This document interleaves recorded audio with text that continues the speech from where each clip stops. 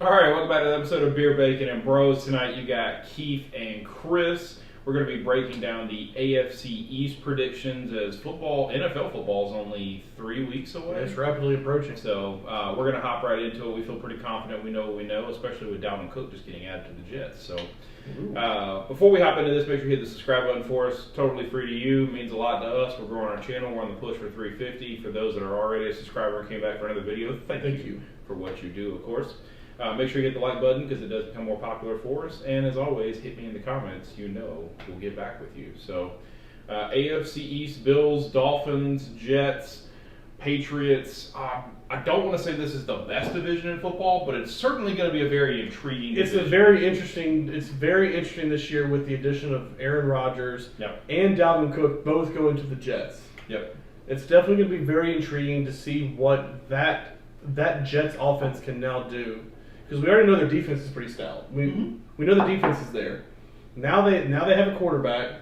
They have 2 or 3 good receivers, and they just added, when he's healthy, is a top 10 running back, maybe top 7. Yeah, maybe. Yeah, it's I feel top 10 is very comfortable. When he's healthy. Yeah.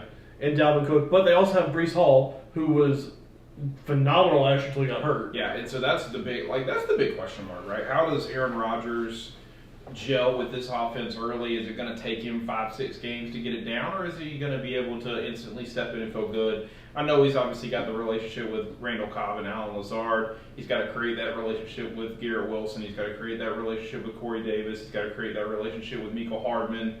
But they have. I forgot they got Mecole Hardman. Yeah, they got some depth. That's a pretty good receiver room right there. For 5 receivers, I think you can feel comfortable in. The Breece Hall injury is the big question. Dalvin Cook, we did find out that Dalvin Cook's going to have to sit out probably the first 3 weeks, both for he's going to get up to speed and injury recovery, and he's having a new child, so he's taking a couple time off. But Michael Carter's still over there. I think they have a little bit of faith in Michael Carter. So. Michael Carter looked good in the preseason game the other day. He didn't look too bad. Yeah. Well, he's played 2 now, so he didn't look too bad in both games that he's played in. Yeah, Tyler Conklin and C.J. Uzomah at tight end, I think are the old no better, no worse than what he's had at tight end in this past. So, but then that defense, like you said, they Quentin Williams, Carl Lawson, C.J. Mosley. The defense was Sauce Gardner and who's the other cornerback they have in the DJ Reed. Yeah, they've got 2 solid. Quincy Williams. They got 2 solid shutdown corners. Yeah. C.J. Mosley bolstering the middle of that defense on as the middle linebacker. Quentin Williams is on that team. Yeah. On the offensive line. So I like the Jets to be, if not pushing for the lead, at least being in second place and fighting for a wild card to come into the season. Ooh, so you would take Jets over Dolphins, is what you're saying? So the problem with the Dolphins is Tua at this point. The unknown of how can he stay healthy? If he's still healthy from last year, because let's be honest, that man shouldn't have been playing football after those 2 concussions he got last year. No. We all thought he was done after those major concussions he got last year. So let's play this game. If Tua stays healthy for all 17 games, where does that change your opinion? Does it sway your opinion at all, or are you still? I still think I go with the Jets. I think their defense is better, and I think just the simple fact of having a veteran guy like Aaron Rodgers in there, who is a clear winner. He granted, those last couple of years in Green Bay, outside of the year they were the number 1 seed and they lost to San Francisco. He's been as advertised. He's Aaron Rodgers. He's going to go out there. He's going to get his 4,000 yards. He's going to get 25 to 30 touchdowns. Yeah. And he's got depth in that receiver room, especially with Garrett Wilson coming off the big year that he had last year as a rookie. Yes, they got rid of Elijah Moore, but they bring in Mecole Hardman, Lazard, 80-year-old Randall Cobb, and Corey Davis isn't a slouch either. I think he's going to benefit from having Aaron Rodgers as a quarterback as well.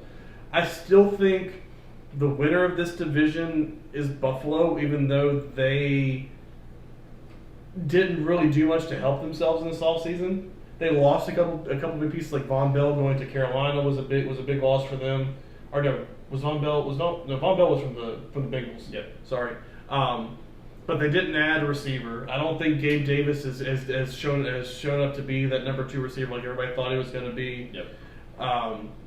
Stephon Diggs can't do it all. They're putting all their trust in Dalvin's brother, James Cook, to be their running back. I mean, they let Singletary go. They traded away Zach Moss. Naheem Hines got hurt. He's out for the year. So, I would argue that I think Damian Harris and Lavatas Murray have plenty of NFL experience. I don't think that they are quality starting running backs if James Cook goes down.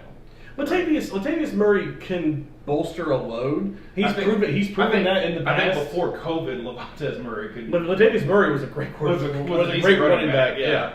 Damian Harris isn't bad either. I mean, Damian Harris did a lot in New England. Yeah. But yeah, I agree with you. I think.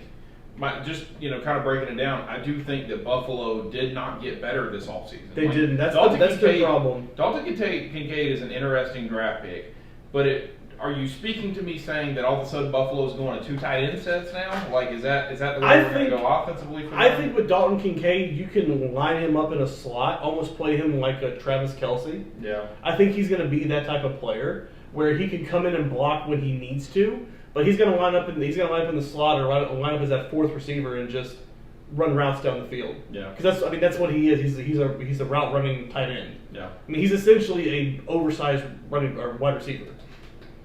Fair. I mean, so I like the pick. I like Dawson Knox.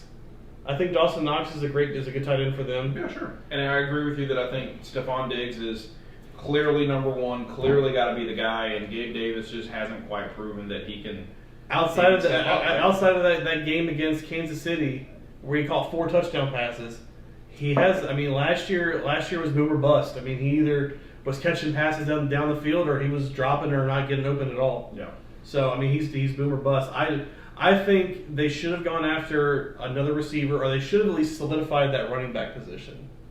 And either I think it's solidified. I think it's James Cook, but I don't know that. When I say solidify, I mean go out and get a clear starter, because you had Dalvin Cook out there, you had Kareem Hunt out there, you had Ezekiel Elliott out there. Yeah. You had some big name guys that you could have gone and got on the cheap. Yep. I mean, Ezekiel Elliott only signed like a $3 million deal to New England. Yep.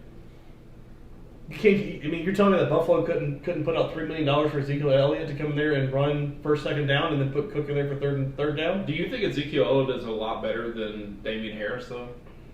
I think they're about the same. They're the same style of runner. They're the same downhill runner. Yeah, big back downhill runner. So I think Damian Harris is younger. So I mean, it's definitely an upside to have Damian Harris on that team. Yeah. But Ezekiel Elliott is also one of those proven guys. So yeah.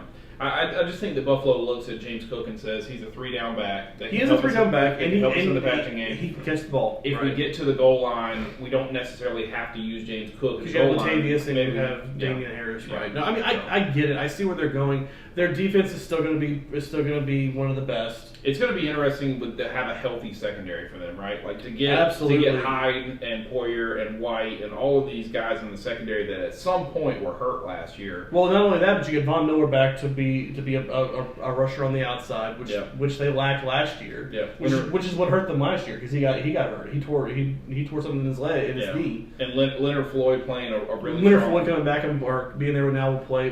Strong linebacker. And absolutely. I still think Ed Oliver is one of the best interior defensive tackles. Ed Oliver, the old Houston Cougar. Yeah. The first 5-star to commit to Houston in God knows how long. Ever. Yeah. He was the first one ever. So, all right. So let's talk a little bit about the Patriots, because they're the only team that we really haven't hit on. I mean, it's one of those things. I was listening to the other day on sports radio on Sirius XM, and it's one of those things like, is Bill Belichick in the hot seat at this point? I don't know that Bill necessarily makes all the roster decisions as well. Like I think Robert Kraft and Bill really got to sit back and figure out what they got, because they don't have anything. Yeah, I mean, because if you're asking me, I'm starting Bailey Zappi over Mac Jones. I think Bailey Zappi is a better quarterback than Mac Jones. Yeah. I mean, tell me if I'm wrong, but I mean Zappi just completes more passes. Yeah, I just think that Zappi has more arm talent than Mac Jones. Not necessarily that Mac Jones can't be a good decision maker and run offense. Mac Jones is definitely that Jimmy Garoppolo. He's a smart kid. Yeah, no, he's that Jimmy Garoppolo game game manager type of player. Yep. Whereas Bailey Zappe's the kind of guy to go out there and just sling the ball around all around the field and just hope somebody catches it. Yeah, Bailey Zappe wants to be an off-brand Joe Burrow, I think. And so yeah, I would agree with that. But, I mean, it's a unique team. Like, Stevenson's a very good running back. He's a good fantasy running back, at least. Like, absolutely. He had a good season. And then you got Ezekiel Elliott in there. Ty Montgomery's playing third-string running back for him. That's a name we haven't heard in a while. But he's bounced around. I mean, the big thing for them was they finally went out and got a receiver. They got two. I mean, but it's going to be a matter of, can you get the ball to Juju? Yeah, well, Devontae Parker's also, I still think, a very quality receiver. Like, no, that was a great play for them when they traded for him last year. But the problem is, he can't stay healthy. No, he couldn't stay healthy in Miami. He couldn't stay healthy last year in New England. Yeah. So can he stay healthy? That's the biggest issue with him. Yeah. Yeah, I think those are two, nice pieces. Mike Gesicki's now here, Hunter Henry, so you got multiple tight ends. Hunter Henry hasn't been what he was in San Diego, though. No, certainly not. He's not been what he was in San Diego. And I don't know if that's because it's not Justin Herbert or Phillip Rivers throwing to him, if it's just being in that offense. But you would think a tight end in a Bill Belichick offense would be... I mean, just look at what they had when they had Aaron Hernandez and Gronkowski. I mean, they got all the touches. Yeah. So, I mean, you would think Hunter Henry would thrive in this type of offense, and he hasn't lived up to the hype. Gesicki's a good pickup for them. He's a very stretch the field kind of tight end type of guy because he's got those wide receiver attributes as well. Yeah. Nothing special in the defense. Obviously, you got to talk about rookie Christian Gonzalez, Jabril Peppers is there. Which was actually a really good pick for them. Yeah, I thought it was. I thought it was a great pick for them. Yeah, Christian Gonzalez. Go with Jonathan Jones. You feel really good about both your corners at that point. Jabril Peppers at safety is a decent play. Yeah, I think Matthew Judon is still an elite pass rusher. Yeah, one of the top defensive end linebacker hybrid type of players. Yeah, just nothing else special. I think are on this defense to talk about. So I really think the Patriots either are last or third. I think this is honestly. I think they could surprise and maybe split most of the AFC East. I think they could split them, especially playing. At home it's hard to play in Foxborough. Yeah. So I think they could split a lot of them. I don't think they're going to be swept.